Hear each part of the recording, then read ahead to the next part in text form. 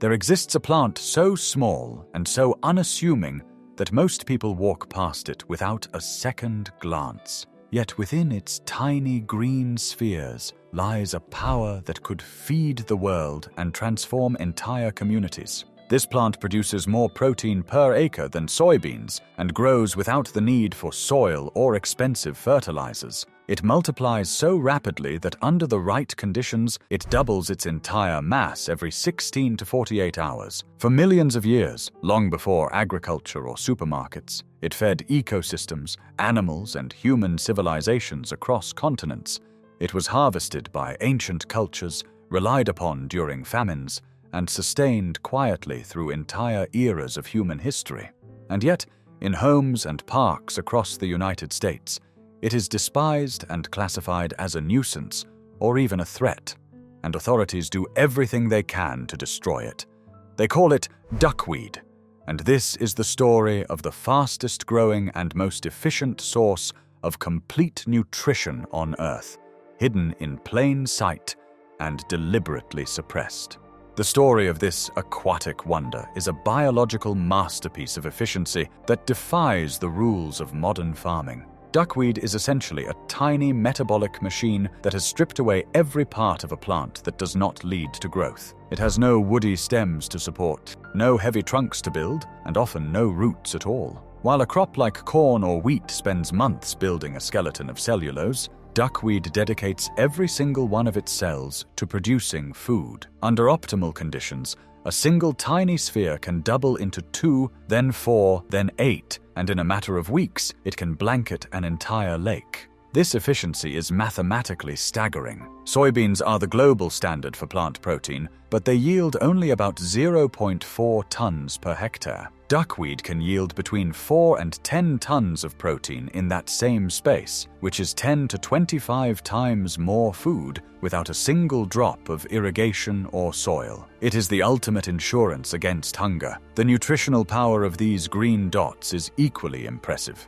For decades, we have been told that plants cannot provide the same quality of protein as meat. But duckweed contains all 9 essential amino acids that the human body needs. Dry weight analysis shows that it is made of 40 to 45% protein, which is higher than chicken or eggs. But the biggest discovery came from a specific strain called mankai. Scientists recently found that this plant contains bioactive vitamin B12, a nutrient previously believed to exist only in animal products. It is also packed with iron, zinc, and omega-3 fatty acids, making it a complete nutritional package in a single microscopic sphere. This discovery stretches back thousands of years to the very foundations of human knowledge. 300 years before the Common Era, the Greek botanist Theophrastus documented aquatic plants and gave duckweed its scientific name of lemna. During the Han Dynasty in China over 2,000 years ago, physicians used it to treat inflammation and balance the energy of the body.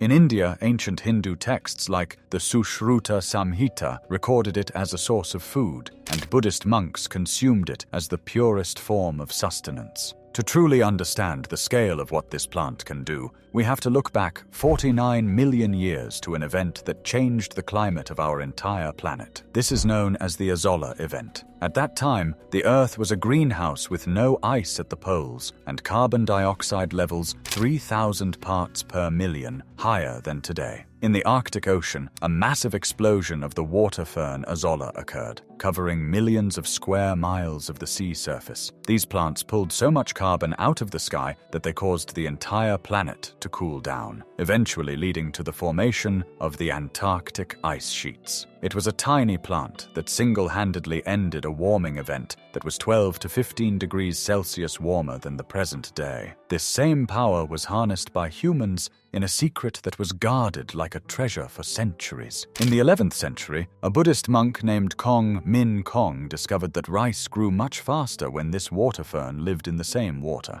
He taught the farmers of the village of Lavan how to cultivate it, and they became so successful that they built temples to honor him, but kept the technique a total secret from the outside world. This ancient secret became a matter of national survival during the Vietnam War. As the country was torn apart, the North Vietnamese government launched a massive campaign to teach every village how to grow the water fern. It acted as a natural biofertilizer, allowing farmers to grow more rice without needing expensive chemicals from abroad. While the world watched a war of technology, a war of biology was being fought in the rice paddies. The plant provided nitrogen to the crops and suppressed weeds, ensuring that the population could survive through the darkest years of the conflict. But while Asian cultures found ways to feed millions with these plants, a different story was being written in the West. A multi-million-dollar industry was rising with a mission to convince the world that these miracles were actually a plague.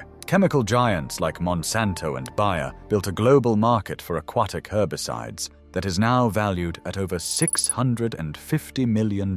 They sold the narrative that a clear and sterile pond was the only sign of a healthy community, and they marketed chemicals like duckweed and glyphosate to poison the very life that could clean our water for free. This war on abundance eventually moved into the courtrooms of the American suburbs. In Hillsborough County, Florida, a woman named Irina Green was recently arrested and sent to jail because of the condition of her lawn. While her case began with brown grass, it highlights the immense power of homeowners associations to dictate the appearance of nature. In many communities across the United States, it is a violation of private contract to allow aquatic plants like duckweed to grow in a pond. These associations spend thousands of dollars on professional lake management to spray herbicides that disrupt the metabolism of these plants. They claim to be protecting property values, yet they are destroying a biological filter that can remove 99% of nutrients and heavy metals from polluted water.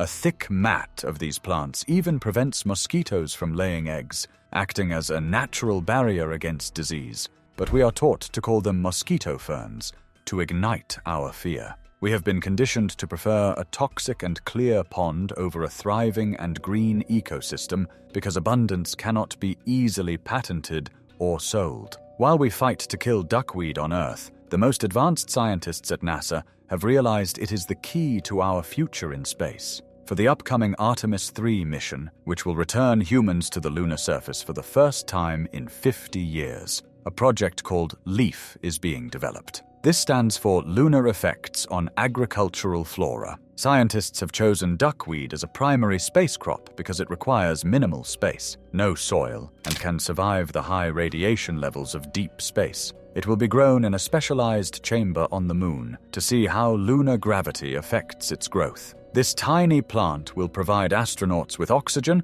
filter their wastewater, and serve as a fresh source of protein and antioxidants to protect their DNA from radiation. It is a living life support system that can turn human waste into a 5-star meal in the middle of a lunar desert. It is the ultimate test of our perception. One society sees a nuisance in a drainage ditch, while the most brilliant minds on the planet see a bridge to the stars. Taking back our independence starts with changing how we see the world around us. In Japan, a farmer named Takao Furuno perfected the Igamo method, a system where ducks, fish, and the water fern azolla work together to grow rice without a single chemical input. The ducks eat the weeds, the fish provide nutrients, and the water fern provides the nitrogen. This system produces more food and more profit than industrial farming because it respects the wisdom of nature. You can start this journey in your own backyard by identifying the local species of Lemna or Wolffia.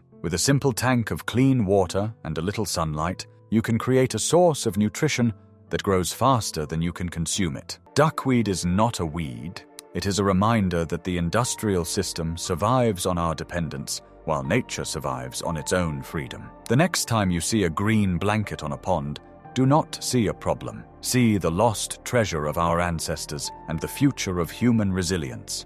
If you found this journey valuable, the best way to support us is to subscribe, hit the bell, and share this story.